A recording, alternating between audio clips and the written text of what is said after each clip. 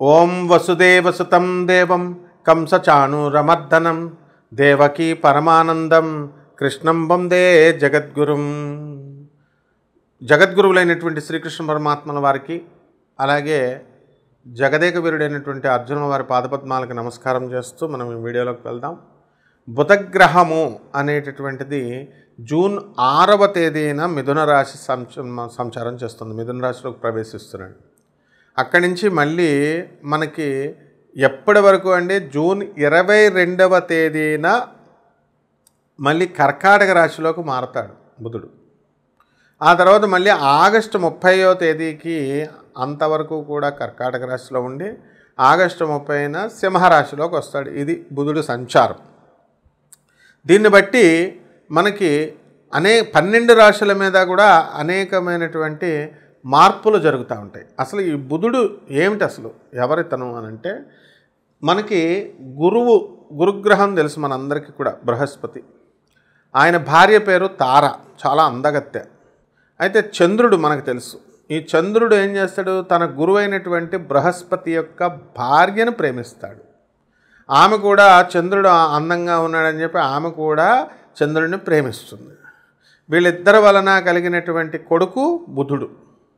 అయితే ఈ యొక్క బుధుడు ఏం చేస్తాడంటే, తన తండ్రి చంద్రుడు కాదు అని చెప్పేసి తన తండ్రి అంటే ద్వేషం పెట్టుకొని ఏం చేస్తాడు, ఎవరిని అభిమానిస్తాడు, ఎవరిని ప్రేమిస్తాడంటే గురుగ్రహాన్ని ప్రేమిస్తాడు. నా తండ్రి గురుగ్రహము అని చెప్పి గురువుకి శుభాలు చేస్తాడు. కానీ ఆయన ఏం చేస్తాడు, గురువు ఏం చేస్తాడంటే ఎట్టి పరిస్థితుల్లో కూడా ఇతన్ని కొడుకుగా అంగీకరించడు. అందువల్లనే బుధులు మనకు కలిసినప్పుడు ఏ సందర్భాలలో మేలు జరుగుతుంది, ఏ సందర్భాల్లో హాని జరుగుతుంది అనేటటువంటి విషయాలు కొన్ని ఉంటాయన్నమాట. అలాగే ఈ తారని వదలడం లేదు చంద్రుడు. అప్పుడేమవుతుంది, ఈ యొక్క వివాదాన్ని తీసుకెళ్ళి గురుగ్రహము మనకి దేవతల ముందు పెడతాడు, బ్రహ్మదేవుడి ముందు పంచాయతీ పెడితే అప్పుడు శుక్రాచార్యుడు వీళ్ళందరూ కూడా మనకి చంద్రుడికి సపోర్ట్ చేస్తారు. అప్పుడు రాక్షసుల పని ఏంటండి, మరి చెడ్డవదానికే కదా సపోర్ట్ చేయడం. అందువలన బ్రహ్మదేవుడు ఏం చేస్తాడు, చంద్రుడిని ఇచ్చేసేయమని చెప్పేసి తారని వదిలేయమని చెప్పి వదిలేసిన తర్వాత ఎవరి పనులు వాళ్ళు చేసుకుంటారు. కాబట్టి ఈ యొక్క బుధగ్రహ ఆవిర్భావం అలా జరిగింది. బుధుని యొక్క స్వక్షేత్రాలు ఏంటంటే మిథున రాశి, కన్యా రాశి. మరి ఈ రాశుల్లో ఉన్నప్పుడు ఆ బుధుడితో, ఆ రాశుల వారితో మాట్లాడటం అనేటటువంటిది చాలా కష్టతరమైనటువంటి విషయం అనమాట. అంటే కాలికేస్తే మెడకేస్తే కాలికేస్తారు. ధర్మబద్ధమైనటువంటి గ్రహము బుధగ్రహం కాబట్టి చాలా ధర్మంగా ఆయన వెళ్తాడు. ఆయన అలా వెళ్ళడం వల్ల మనకి 12 రాశుల వారికి కూడా వివిధమైనటువంటి ఫలితాలు అనేటటువంటివి ఇస్తాడు. అంతేకాకుండా ఈ బుధగ్రహము అనేటటువంటిది దేనికి అంటే బుద్ధి బలానికి, నరాల వీక్నెస్ రాకుండా ఉండడం అనేటటువంటివి జరుగుతాయి.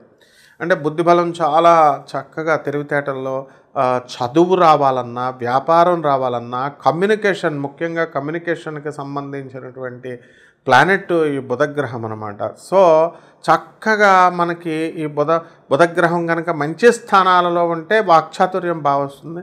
ఎవరికైతే బుధగ్రహమో శత్రుక్షేత్రాల్లో కానీ నీచ స్థానాల్లో కానీ మీకు ఉన్నప్పుడు ఏమవుతుందంటే చాలా డౌన్ఫాల్, అంటే మాటలు లేటుగా రావడము, ఇలాంటివన్నీ కూడా మీకు జరగడం జరుగుతాయి. కాబట్టి ఈ 12 రాశుల వారి మీద కూడా ఈ బుధగ్రహ సంచారం వలన ఈ కర్కాటక రాశిలో ఉన్నప్పుడు ఏ విధంగా ఉంటుంది, అలాగే సింహరాశి వరకు కూడా ఆగస్టు 30వ తేదీ వరకు ఎలా ఉంటుంది అనేటటువంటిది మనకి ఈ బుధగ్రహ సంచారం నుంచి మనం చెప్పుకోవడం అనేటటువంటిది ఈ వీడియోలో జరుగుతుంది.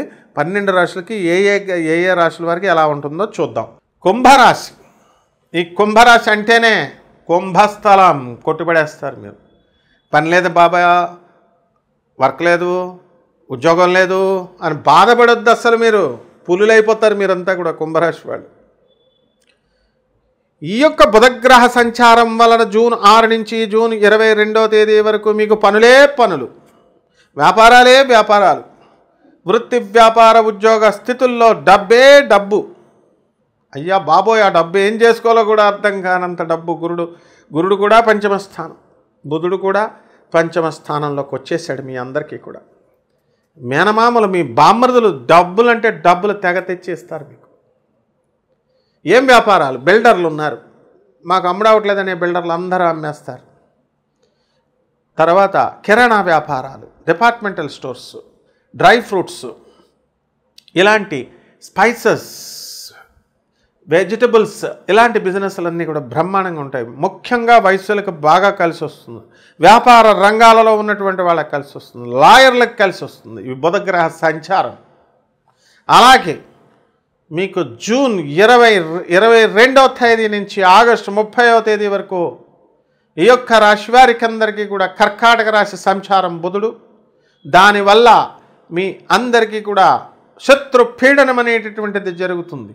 ఇంతకుముందు మీకు ఇవ్వాల్సినటువంటి ధనం ఇవ్వాల్సినటువంటి వాళ్ళంతా కూడా మీకు ధనం ఇచ్చేయడం జరుగుతుంది, అడగకుండా ఇచ్చేయడం జరుగుతుంది.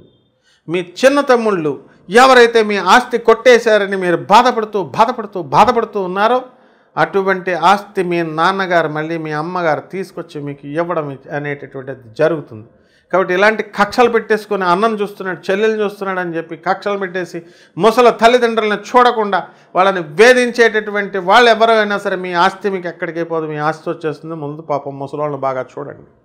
అలాగే పేదవాళ్ళని, అనాథ పిల్లల్ని, వికలాంగుల్ని, సాధువుల్ని అందరినీ ఎంత బాగా మీరు చూసుకుంటే అంత బాగా కలిసి వస్తుంది. రైతులు బ్రహ్మాండంగా సంపాదిస్తారు. నోటికి సంబంధించినటువంటి దుర్వ్యసనాలు వచ్చేస్తాయి, తాగుబోతులైపోతారు కొంతమంది. ఇందులో కుంభరాశి వాళ్ళు మనకి అనుమానం, పెనుభూతం అనేటటువంటిది ఉంది. ఆ అనుమానం వల్ల మీకందరికీ కూడా మిమ్మల్ని మీరే నమ్ముకోరు, ఇంకా అవతల వాళ్ళని ఏమి నమ్ముతారు. కాబట్టి ఓవర్ అనలైటికల్గా ఉండడము, ఓవర్ థింకింగ్ అనేటటువంటిది ఈ కుంభరాశి వారు చేయకూడదు. ఎందువల్లంటే బుధుడే అసలే క్రిటికల్ థింకింగ్కి అధిపతి, కమ్యూనికేషన్ స్కిల్స్కి అధిపతి. కాబట్టి ఈ విధంగా నూతన స్కూళ్ళల్లో జాయిన్ చేసినటువంటి పిల్లలు వాళ్ళకి అందరికీ కూడా చక్కగా మీకు చదువు రావడం అనేటటువంటిది జరుగుతుంది. కొత్తగా పెళ్ళైనటువంటి వాళ్ళకి సంతానం కలగడానికి అవకాశం ఉంటుంది. కాబట్టి ఈ రకంగా ఈ యొక్క కుంభరాశి వారంతా కూడా అనుకున్న పని అనుకున్నట్లు మీరు సాధించుకుంటూ ముందుకు వెళ్ళిపోతారు. కాబట్టి నేను చెప్పిన రెమెడీస్ కూడా జాగ్రత్తగా చేసుకోండి, ₹1 ఖర్చు అక్కర్లేకుండా. మనకి బుధగ్రహ సంచారము అనేటటువంటిది జరగడం వల్ల కర్కాటక రాశిలో ఈ యొక్క బుధుడు ఉన్నాడు. అందువలన కొంచెం మనకి మిత్రక్షేత్రము అనేటటువంటి చంద్రుడు హాని చేయడు, కానీ బుధుడు ఉండడానికి అసౌకర్యకరంగా ఫీల్ అవుతూ ఉంటాడు. ఇప్పుడు మీరు అందువలన ఏం చేయాలండి అని అంటే మనకి 12 రాశుల వారికి కూడా మనకి ఏ రాశి వారికి చక్కగా మనం చెప్పుకున్నాం. అందువల్ల కొన్ని రెమెడీస్ చేసుకోవాలి మనం ఈ రాశి వారు. ఏమిటది అని అంటే మనం ఈ చక్కగా కిలోంపావు పెసల్ని, తర్వాత ఆకుపచ్చ రంగు ఉన్నటువంటి వస్త్రాల్ని ఇచ్చి పేద బ్రాహ్మణులకి బుధవారం నాడు ఉదయం కరెక్ట్గా 7 గంటలకి మనము దానం చేసుకోవాలి. ఒకటి అధిక పారితోషికం బ్రాహ్మణుడికి ఇచ్చి, రెండవది చక్కగా గ్రీన్ కలర్డ్ వస్తువులు ఏవైనా కనుక ఉన్నట్లయితే అవి కూడా మనం దానం చేసుకోవచ్చు. అలాగే రావి చెట్టుకు చక్కగా నీళ్లు పోసుకోవాలా. రావి చెట్టుకు నీళ్లు పోసి చక్కగా మీరు 108 ప్రదక్షిణాలు ఓం బుధాయ నమః అంటూ మీరు ఈ యొక్క రావి చెట్టుకి మనం బుధవారం నాడు చేయాలి. అలాగే ఓం శనేశ్వరాయ నమః అంటూ 108 సార్లు రావి చెట్టుకు చేయాలి. రావి చెట్టు మొదలలో బ్రహ్మదేవుడు, మధ్యలో మరి విష్ణువు, పైన శివుడు, శాఖలన్నీ కూడా సకల దేవతలు, ఇంద్రాది దేవతలు ఉంటారు. కాబట్టి ఈ రకంగా మీరు చేసుకోవాలి. నెక్స్ట్ ఈ యొక్క మేడి చెట్టును చూసుకోండి. ఆ మేడి చెట్టుకి గురువారం నాడు చక్కగా మనము 108 ప్రదక్షిణాలు ఓం దత్తాత్రేయాయ నమః అంటూ చేసుకోవాలి. ఇక మూడవ శాంతి ఏమిటంటే ఈ యొక్క బుధగ్రహానికి చక్కగా మనము ఓం శ్రీరాముడు కానీ కృష్ణుడు కానీ మరి విష్ణుమూర్తి యొక్క నామాలని అష్టోత్తర పూజను మీరు చేసుకోవాలా బుధవారం నాడు. అలాగే ఓం నమో భగవతే వాసుదేవాయ అనేటటువంటి మహామంత్రాన్ని మీరు జపించాల్సినటువంటి అవసరం ఉంది.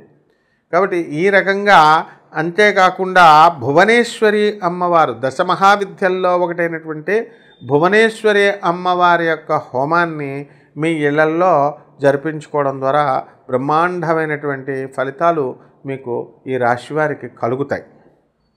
అలాగే చక్కగా శ్రీ మహావిష్ణువు యొక్క పాదాల దగ్గర కుంకుమార్చన మీరు చేసుకోవడము, అభిషేకం చేసుకోవడము, పురుష సూక్తంతో చదువుకోవడము, ఇలాంటివన్నీ కూడా మీరు చేసుకోవచ్చు.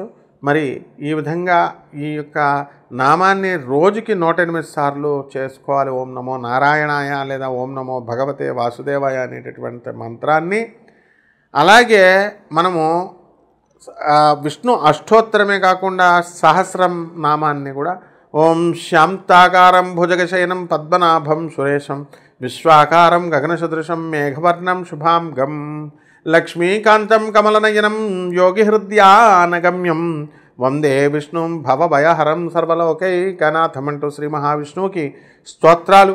అలాగే అష్టోత్తర విశ్వం విష్ణుర్వ షట్కారో భూత భవ్య భవత్ ప్రభువు అంటూ 108 యొక్క సహస్ర నామాలని మీరు సహస్రనామ స్తోత్రాలని కూడా మీరు చదువుకున్నట్లయితే బ్రహ్మాండమైనటువంటి ఫలితాలు మనకి ఈ రాశి వారికి కలుగుతాయి. శుభమస్తు.